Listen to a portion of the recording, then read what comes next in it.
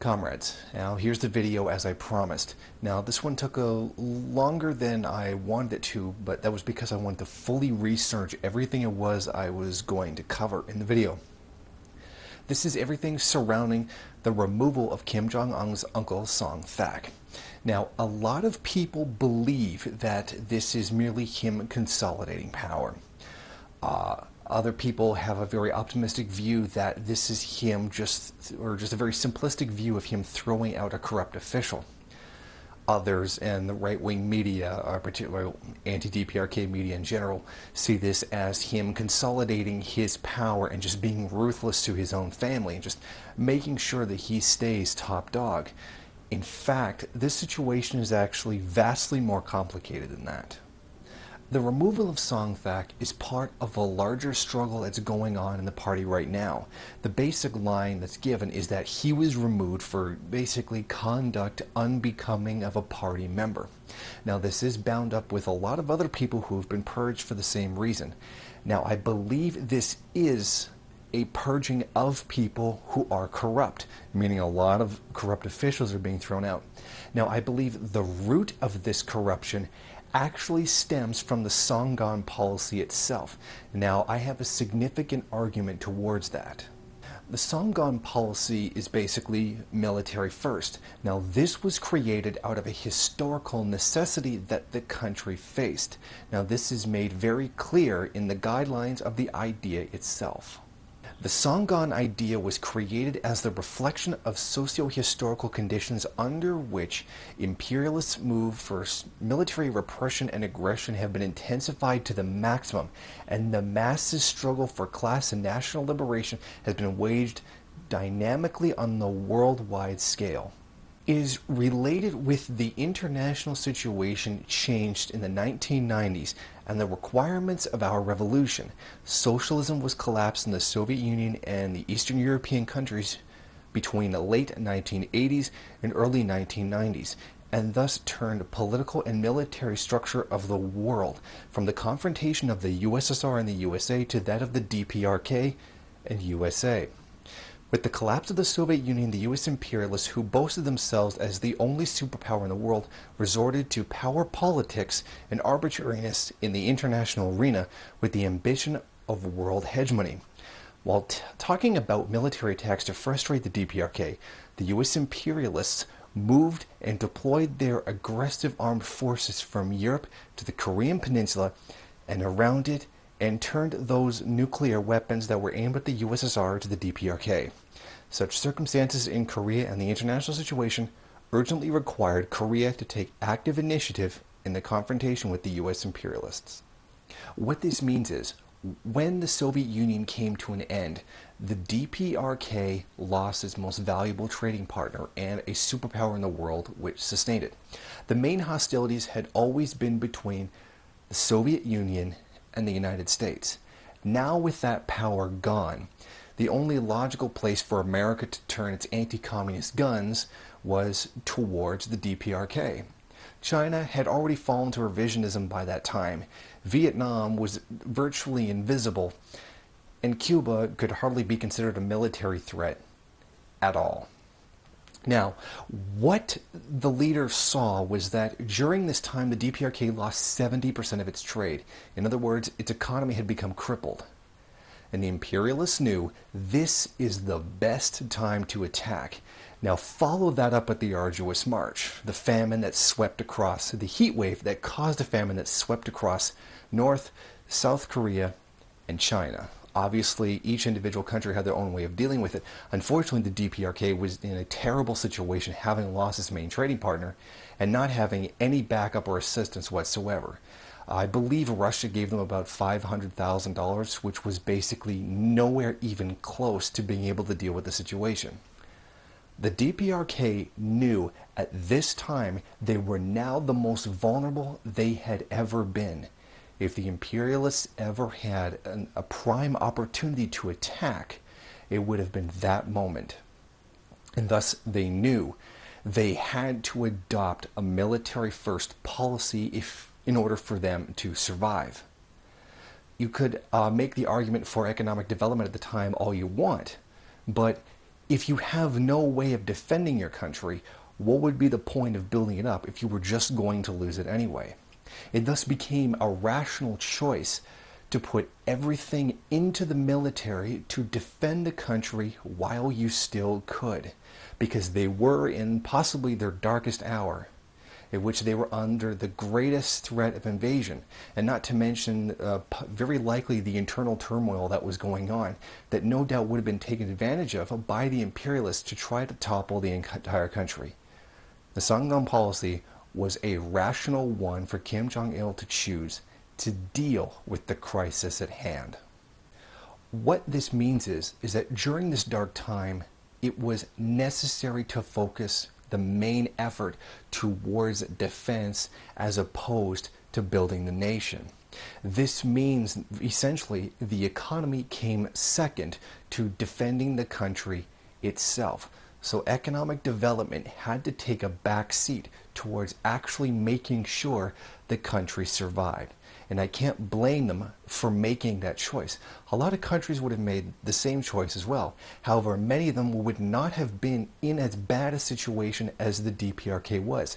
The fact that they were able to maintain their autonomy and their own stability during that time shows a tremendous greatness to the country itself and the effort that was put out. I can't think of really any other country that would have been able to survive something that bad and still hold it all together. It was an unfortunate side effect of the historical necessity of Songun that economic development had to take a second place to military protection.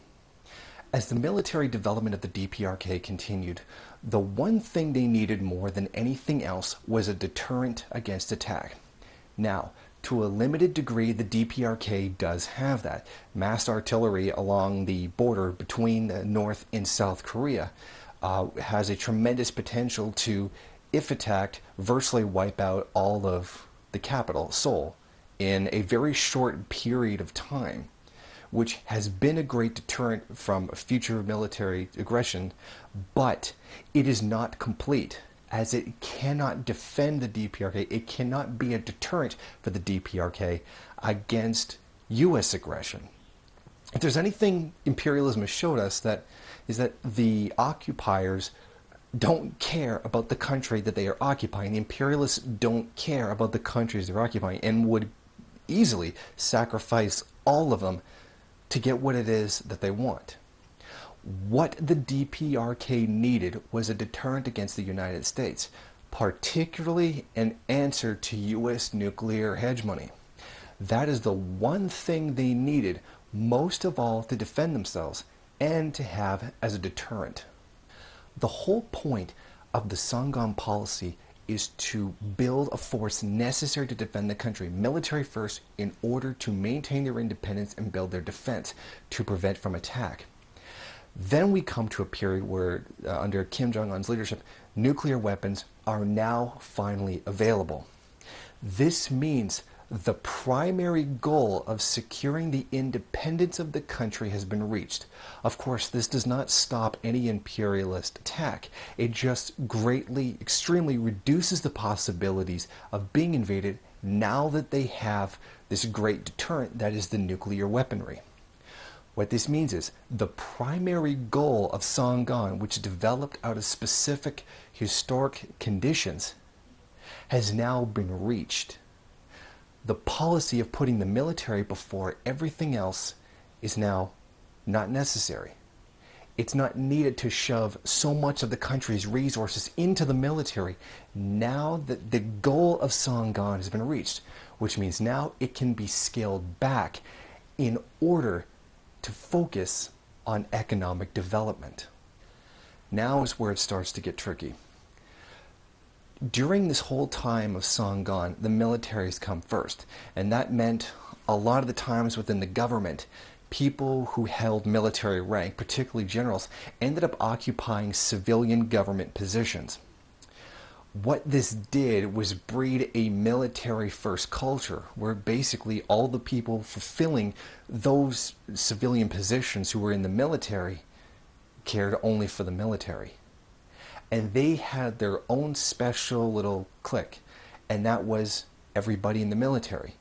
which meant the actual people didn't mean so much as the defense of the country. Now, I can understand, and this, of course, would breed corruption, because they believe that their own little group is separate from the people themselves.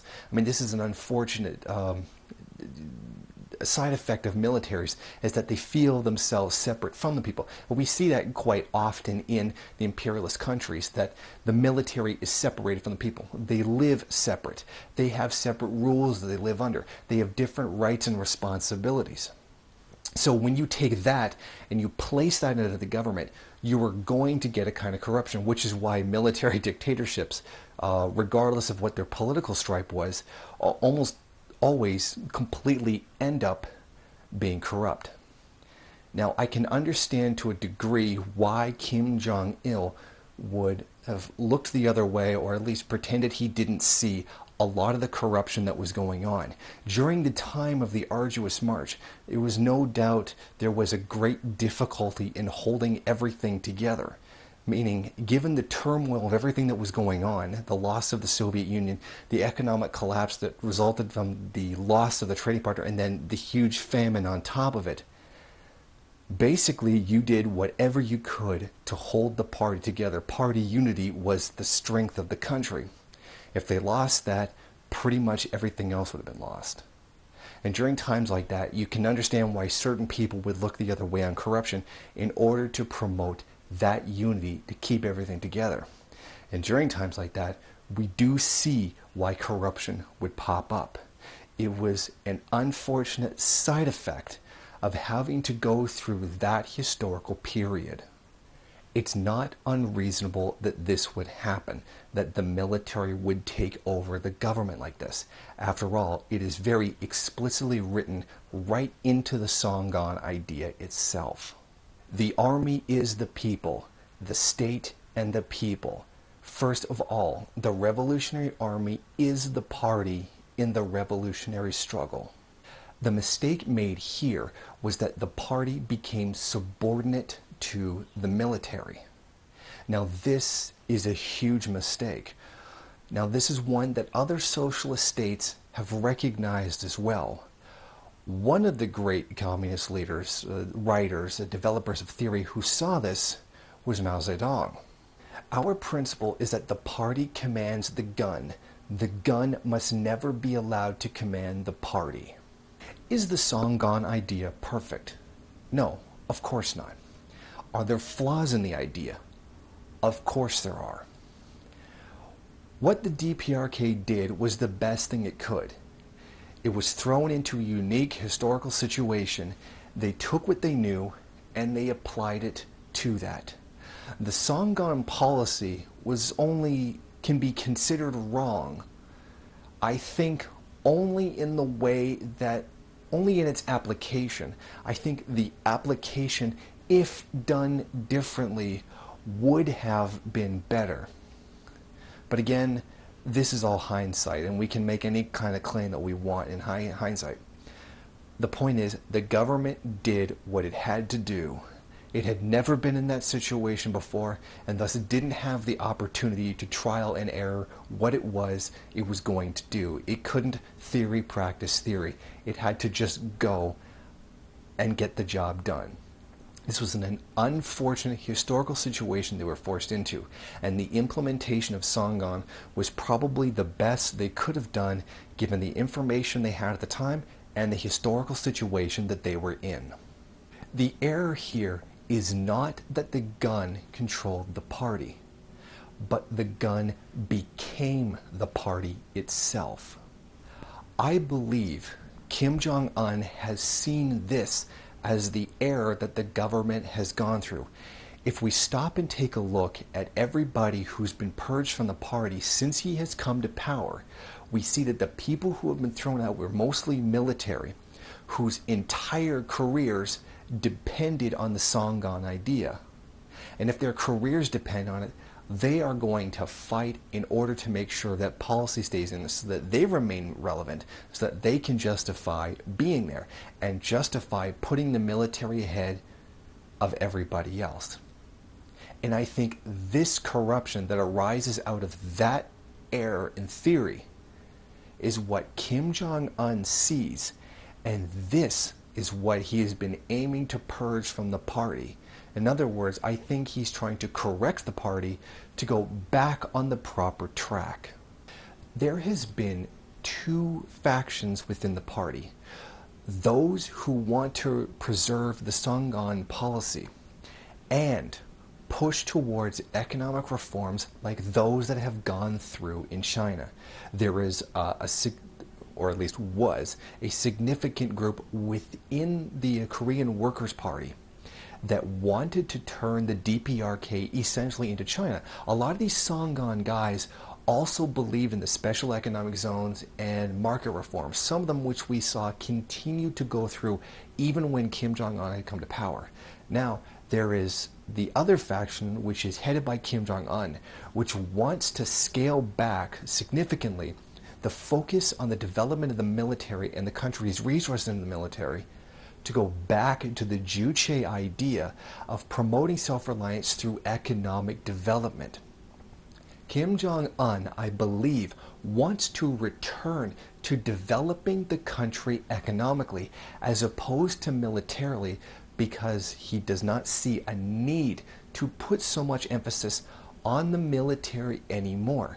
Because even as Songun itself, in its own description, shows, it was born out of a historical necessity. Those who created it acknowledge that it was out of that historical necessity, a historical necessity that now no longer exists. I believe its continued application is a sign of corruption. If it is not needed, it must be removed so that resources can be freed up to benefit the Korean people as opposed to the military itself. What we have is a battle between two factions, one revolutionary and one reactionary. There are two different goals set up for the country, those of reaction and those of that are revolutionary. This is what is meant in Kim Jong-un's words when he says that thaek was dreaming a different dream for Korea, and the faction was dreaming a different dream for Korea, meaning there were two different visions of what the future of the DPRK was going to be. I do believe that he was removed for this reason. He was corrupt. He was trying to return to the military first policy and did undermine the economic development of the country recently in order to try to return to that Songun policy. He literally was acting in reaction. He was trying to dismantle socialism, which is why I think the wording of the statements was absolutely true. Jang and his followers did not sincerely accept the line and policies of the party, the organizational will of the WPK, but deliberately neglected their implementation, distorted them, and openly played down the policies of the party. In the end, they made no scruple of perpetrating such counter-revolutionary acts as disobeying the order issued by the Supreme Commander of the Korean People's Army. Jang seriously obstructed the nation's economic affairs and the improvement of the standard of people's living in violation of the pivot to the cabinet principle and the cabinet responsibility principle laid down by the WPK. The Jang group, under its control, the fields and units which play an important role in the nation's economic development and the improvement of people's living in a crafty manner, making it impossible for the economic guidance organs, including the cabinet, to perform their roles. By throwing the state financial management system into confusion and committing such act of treachery as selling off precious resources of the country at cheap prices, the group made it impossible to carry out the behests of Kim Il-sung and Kim Jong-il on the development of industries of Juche iron, Juche fertilizer, and Juche's Vinalon. I think this is very true. He did actively engage in undermining the economic plan that had been put forward by Kim Jong-un, the correct line, in order to engage in his own activities for his own benefit. Corruption. I do believe he intended to involve himself in such activities as anti-party counter-revolutionary factional acts as expanding their forces through factional moves and daring challenge the party while attempting to undermine the unitary leadership of the party. Affected by the capitalist way of living, Jang committed irregularities and corruption and led a dissolute and depraved life. Was engrossed in irregularities and corruption, had improper relations with several women, and was wined and dined at back parlors of deluxe restaurants. I think it seems very likely, given the fact that he was the person who was sent to China to deal with economic affairs, particularly surrounding the special economic zones that China had access to. I think it's very likely he was wined and dined by businessmen, possibly even by Chinese government officials, to give preferential treatment to certain people, a la getting resources very cheaply or getting a better deal on labor for Chinese products. He was bought off by this bourgeois lifestyle of exorbitant luxuries and mistreatment of women. If this is how he feels the Workers' Party of Korea should act, or how an official representing the Korean people should behave, then he does deserve to be purged out of the government. I fully believe that Kim Jong-un is struggling to bring the party back to the Juche application of Marxism-Leninism. He is actively seeking to fight reactionary forces who want to turn the country towards capitalism. Now, I think this belief is confirmed when we look at the series of events that led up to the removal of his uncle. When Kim Jong-il was being carried to his final resting place, Kim Jong-un was accompanied by what some have called the Gang of Seven, who were considered to be Jong-il's inner circle of elite figures. Since that time, 4 of those 7 people have been purged and 1 has been demoted. Most of the elite, untouchable figures of the Songun Idea have been removed from the party. This definitely shows that things are changing. Jong-un is placed in power temporarily until an official vote can be made. Kim Chol was purged from the party not long after the death of Kim Jong-il. The supposed story is that he was behaving in an inappropriate manner during the mourning period. Western media claimed he was drinking and engaging in pleasurable activities. There may be some truth to this claim. He was also a very heavy Songun supporter and close ally of Kim Jong-il. The claims of him being executed by mortar are baseless and are illogical given the nature of the weapon itself. After temporarily holding the position, he is officially voted into power by the Workers' Party by a slim majority. He is also elected to several other positions within the government. Massive investment into light manufacturing in the way of consumer goods begins that takes over a year to become at full speed. Eventually, new defectors speak well of Kim Jong-un and talk of an increase in consumer goods and a rise in living standards. Jong-un demonstrates his difference from his father in terms of public appearances. Jong-il publicly appeared with military officials at places of heavy industry. Jong-un, by contrast, appears at supermarkets, light industry for consumer goods, water parks with civilian government officials. Ignoring the threats and unjust sanctions placed against the country, Jong-un pushes nuclear development. Previous attempts to build nuclear power were falsely punished as attempts to build nuclear arms. The logic is that they will be punished regardless, then they might as well develop the weapons. Once nuclear weaponry is achieved, economic resources are moved away from military development to raising living standards.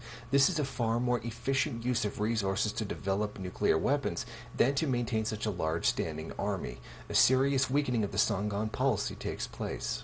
On April 2nd, the Central Committee of the Workers' Party of Korea put forward clearly their intention to scale back the military to divert resources towards economic construction while developing nuclear weapons as a deterrent against nuclear threats.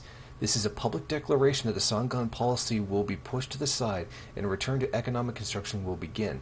There could be no doubt for the supporters of Songun that the country will be moving away from them. The Central Committee of the Workers' Party of Korea held on Sunday set forth a new strategic line on carrying the economic construction and the building of nuclear armed forces simultaneously under the prevailing situation to meet the legitimate requirements of the developing revolution. This line is aimed to beef up the nuclear armed forces qualitatively and quantitatively, with the U.S. nuclear threat to the Democratic People's Republic of Korea being escalated. This line makes it possible for the DPRK to exert bigger efforts on the economic construction while bolstering up the nation's defense capabilities with self-defensive nuclear armed forces. The new strategic line represents the steadfast will of the respected Marshal Kim Jong-un to build a powerful socialist nation on this land by successfully successfully concluding the showdown with the U.S. by dint of the nuclear armed forces. Ri Kong-sim, a young traffic woman in Pyongyang, is given the award Hero of the Republic without any explanation given. The honor is the highest award that can be given. It is very strange that no public reason for it is forthcoming. Intelligence reports indicated that there was an attempted assassination on Kim Jong-un and that she was instrumental in stopping it. Nothing was ever given to prove this. However, in retrospect, it seems very likely given the fact that only a month before, Jong-un declared his intention to throw Songun out. The old generals must have feared for their jobs and took drastic action to maintain their power. One of the most corrupt and close officials to Jong-il is publicly removed from the party and executed. Some have suspected that since he was the head of the counter-faction in the party, that he was the one who ordered the assassination of Jong-un. He also embodied the very essence of what was being purged from the party, the blatant reactionary element. He was once considered a possible successor to Jong-il, who was favored by the West. This alone should tell you all you need to know. He was a big supporter of the special economic zones who advocated for Chinese-style reactionary economic reforms. It is very likely that, almost a certainty, that he was the head of the counter-revolutionary faction in the Workers' Party of Korea. A great justice was served with his removal and execution for such activities. After the execution of Jang Sung-taek, the Workers' Party of Korea makes a clear statement that Songun will be left behind, and that the new policy is economic development alongside the development of nuclear weapons. It also makes specific statement of declaring socialism the main driving force of society once again. The recently purged anti-party counter-revolutionary factionalists did not support our party's politics of love for people sincerely, greatly hampering the economic development of the country and the improvement of people's living. The people are the basis of socialism, and the public sentiment is the mainstay of single-minded unity. This is a steadfast stand of our party. There's also been a statement reminding everyone that the independent economic construction of the country is the foremost goal in the DPRK, and that even Kim Il-sung believed anyone who opposed this idea was to be destroyed. The party members in the period of the 1950-1953 Fatherland Liberation War worked hard to allay President Kim Il-sung's apprehensions about rehabilitation and construction, and in the post-war period, the party members and other workers who took the lead in purging anti-party counter-revolutionary factional elements and establishing a monolithic ideological system within the party, declaring that they would throw into an electric furnace those slandering the WPK's line of economic construction. I think all of this does demonstrate that there has been a struggle going on inside the party since Kim Jong-un came into office. What's happened here is that Kim Jong-un is fully prepared and wants to drag the country away from the Songun policy and reorientate the resources of the nation towards the well-being of the people. Now, we can see this in the changes that have taken place in the country. We have seen, and has been admitted by many anti-DPRK sources, the living standard of people have risen a lot.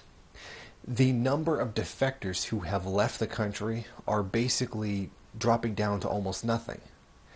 Even from a recent poll taken, those who choose to leave the country have a 50% approval rating of Kim Jong-un, which means even among the people who choose to leave the country, half of them still support the job that he's done, which would mean inside the country, his approval rating would actually be much higher.